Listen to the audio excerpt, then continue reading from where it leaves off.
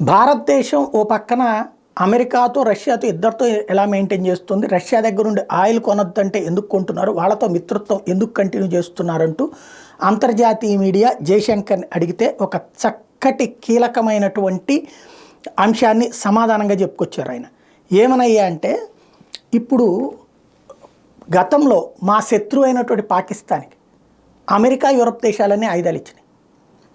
గత 70 ఏళ్లలో ఎన్నోసార్లు ఇచ్చినాయి. మేము వద్దని చెప్పినా ఇచ్చినాయి.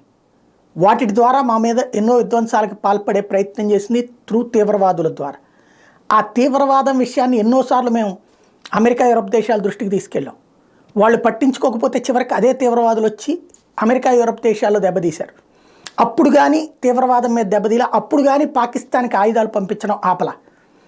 అదే మాకు రష్యా ఏనాడు కూడా మా శత్రువులకి ఆయుధాలు అమ్మలా, మమ్మల్ని నాశనం చేయాలనుకునే వాళ్ళని ప్రోత్సహించలేదు. అందుకోసమే మేము రష్యాతో స్నేహం చేస్తున్నాం, రష్యాతో స్నేహాన్ని వదులుకోలేదు అని తేల్చి చెప్పారు జయశంకర్.